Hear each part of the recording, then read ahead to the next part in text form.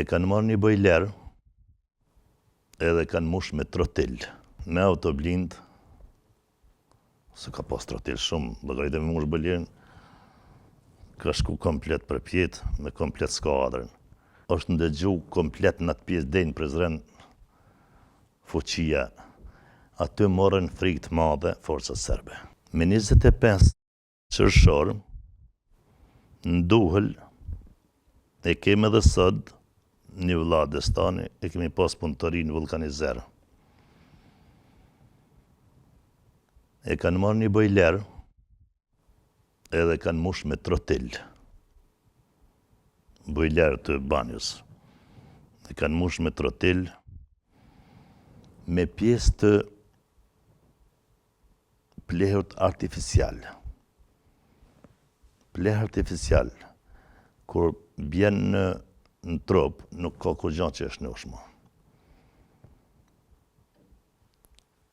Atë pjesë, e kemi pas një oficer aty në fshat, një Gjevdet Lezi, ka qenë ish oficer dhe ka marrë pjesë në luftën e Bosnjës, e tregoj që është rregullot edhe kanë rregullu bojlerin, e kanë vendosë senatën forcat serbe u largosh që shkojshin në Sarek në mëngjes në orat 8 vishin. E kanë vendosë të punëtoria dhe kanë blu me do hekra me bateri, me ndezë. Me 23 qershor nuk është aktivizu, sepse ka qenë një 200 metra prej një shtëpie me bateri, edhe kemi mendu se e kanë marrë vesh forcat serbe, atëherë kanë hinë natën komplet, e kanë kontrollu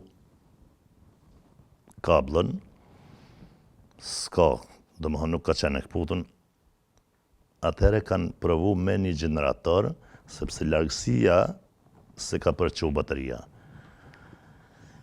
Po kanë provu me generator vetëm atë pjesën me kapsall, jo komplet bojlerin. Me 25 qershor, ora 11, kanë ardhur forcat serbe edhe vëllau Destani me një ushtar në Sersuka, nga një shtëpi i kanë pa forcët kur kanë ardhur edhe kanë aktivizu me generator. Një qënëri si ti, një Blerim Pirku, ka incizu me kamera, se kemi ditë, edhe me punëtori tonë, me autoblind, se ka pas trotil shumë, llogaritë me mush bojlerin, ka shku komplet për pjetë, me komplet skuadrën. Është edhe incizimi, është ndëgju komplet në atë pjesë denjë prezren fuqia. Aty morën frikë të madhe forcat serbe.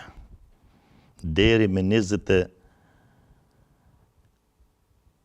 korrik kurs ja kanë mësynës, edhe pse u pa shumë pjesa me ta, me 25, 26 edhe 27 korrik ka fillu ofenziv 3 ditore.